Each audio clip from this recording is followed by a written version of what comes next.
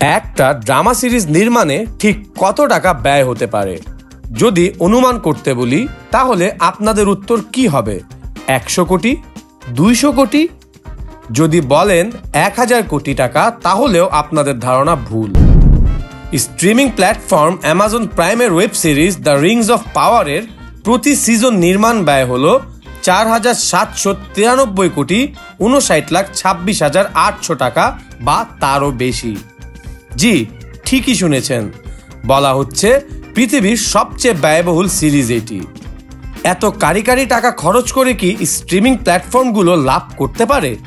উত্তর হলো অবশ্যই পারে। স্ট্রিমিং প্ল্যাটফর্মের সফলতা মূলত নির্ভর করে টেন্টপোল প্রোডাকশনের উপর। টেন্টপোল প্রোডাকশন বলতে সেসব কন্টেন্টকে বোঝানো হয় যেসব কন্টেন্টের কারণে স্ট্রিমিং প্ল্যাটফর্মে প্রচুর পরিমাণে সাবস্ক্রাইবার যুক্ত করা হয়। টেন্টপোল প্রোডাকশন বলতে সেসব কন্টেন্টকে বোঝানো হয় যেসব কন্টেন্টের কারণে স্ট্রিমিং প্ল্যাটফর্মে প্রচুর পরিমাণ সাবস্ক্রাইবার বেড়ে যায়। টেন্টপোল প্রোডাকশনের কন্টেন্টগুলো প্রচুর দর্শক আকর্ষণ করে এবং কেবল সেই কন্টেন্ট দেখার জন্যই অনেকে স্ট্রিমিং প্ল্যাটফর্মগুলোর সাবস্ক্রিপশন নেয়। এভাবে প্ল্যাটফর্মটি সাবস্ক্রাইবার বাড়তে থাকে। প্ল্যাটফর্মগুলো কোনো নির্দিষ্ট একটি শো দেখার জন্য টাকা নেয় না। কোনো দর্শক একবার সাবস্ক্রাইব করলে নির্দিষ্ট সময়ের জন্য সে ওই প্ল্যাটফর্মের সব কন্টেন্ট দেখতে পারে। প্ল্যাটফর্মে যত সাবস্ক্রাইবার বাড়ে লাভ তত বেশি হয়।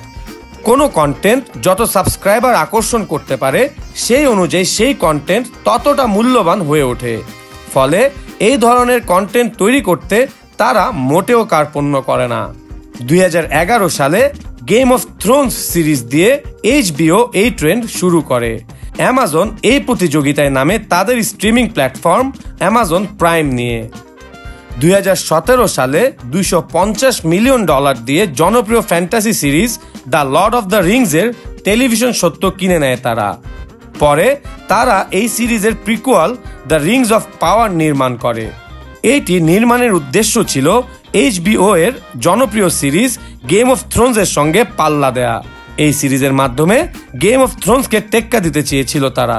সাধারণত স্ট্রিমিং প্ল্যাটফর্মগুলো তাদের প্রোডাকশনের ব্যয়ের তথ্য প্রকাশ করে না, তবে নিউজিল্যান্ডে নির্মিত প্রোডাকশনগুলো ব্যতিক্রম। প্রোডাকশন খরচের 20% দেশটির সরকার ফেরত দেয়। এই কারণে আলাদা কোম্পানি তৈরি করে নির্মাতারা ব্যয়ের বিস্তারিত তথ্য জমা দেয়। এভাবেই দ্য রিংস অফ পাওয়ারের খরচের তথ্য প্রকাশিত হয়। দ্য রিংস অফ পাওয়ারের প্রথম সিজন নির্মাণে ব্যয় হয়েছে $350.7 মিলিয়ন। মূলত অর্কদের বিশাল সেনাবাহিনী ও দৃশ্যপট তৈরিতে এই খরচ হয়েছে। দ্বিতীয় সিজন যুক্তরাজ্যে চিত্রায়িত হয়েছে এবং নির্মাণে খরচ হয়েছে $458.2 মিলিয়ন। প্রতিটি মিনিট নির্মাণের জন্য এই শোয়ের ব্যয় $8,50,000, যা $85,87,18,536 টাকা।